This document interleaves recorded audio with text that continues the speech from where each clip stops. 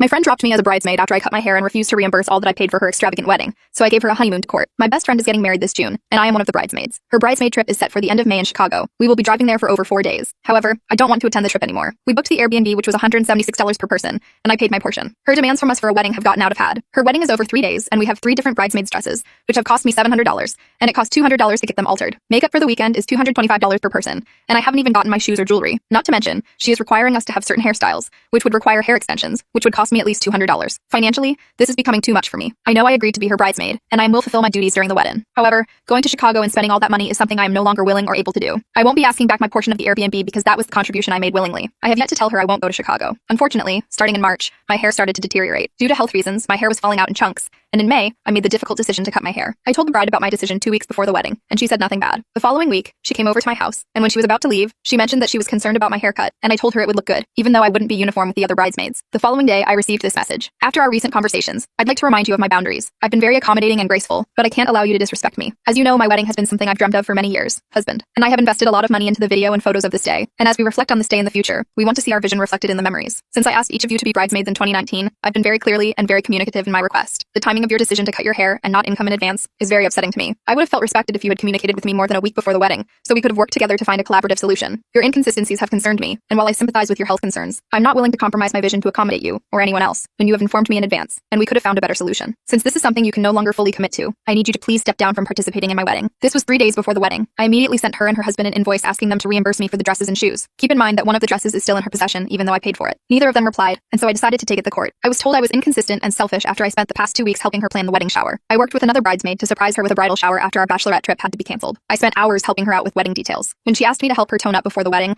I sent her a personalized workout program, and even went with her to the gym to show her the ropes. When I agreed to be her bridesmaid, I was more than willing to oblige with what she asked, even if at times, it was a lot of time and money. So am I the asshole for taking her to court because she kicked me out for cutting my hair? Update 2. 1 year later. This has been a long time coming. I got the notification that a court date had been set for February 7th, 2022. It would be virtual, and since it's small claims, we would represent ourselves. I began gathering my evidence and created a virtual file, which I shared with the court and her 7 days before the hearing. On the day she did show up, we were given the chance to settle, but that was unsuccessful. When we returned to the hearing, I found out she also had made a virtual file with her evidence, but never shared it with me. The court then made her share it, and I was surprised. She had copied my entire format for presenting evidence. Keep in mind that this is a format I created. She didn't even have the decency or brain cells to make something up herself. The hearing proceeded, and we were both allowed to share our side. I won't go into the details, but it probably took 10-15 minutes. In my state, they do not give you the verdict right away, which can take up to 90 days. And so, I waited, and waited, and waited, and waited. Then yesterday, May 5th, almost 90 days after, I got a verdict. I won. She has been ordered to pay me a total of $808.94 for the dresses and shoes. I have to return 2 dresses and shoes I have to her. The verdict goes into effect May 30th. I don't see her appealing it. Overall, I am very happy with the outcome and ready to close this chapter. P.S. My hair and health are much better. My 3 bald spots are growing again and I couldn't be happier.